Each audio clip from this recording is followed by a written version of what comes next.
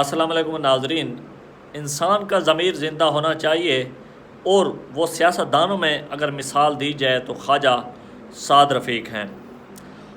بات کرتے ہیں شروع سے 3 خوبیاں ان میں نے پائی ہیں۔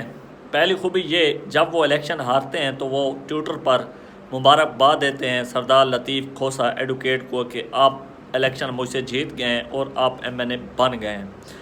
خواجہ سعد رفیق صاحب کو آفر کی جاتی ہے کہ آپ کو ہم نشست دیتے ہیں، انہوں نے منع کر دیا۔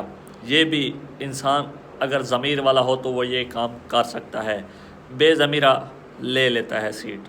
اس کے بعد آگے آ جاتے ہیں، حمزہ شہباز نے سیٹ چھوڑی MPA کی، تب بھی ان کو کہا گیا کہ آپ الیکشن لڑیں۔ 1-2 اور سیٹ تھی MNA کی، ان کو کہا گیا کہ آپ الیکشن لڑیں ضمنی، انہوں نے کہا میں نہیں لڑتا۔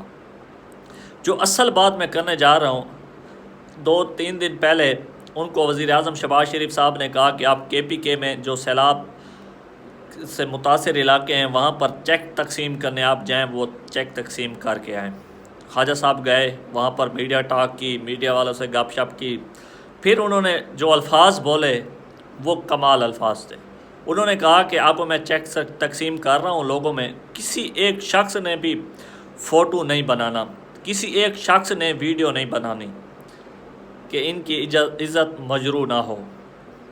بڑے یہ قیمتی الفاظ تھے ان کے، اور آج یہ بڑے بڑے صحافی بھی ان کو خراج تحسین پیش کر رہے ہیں۔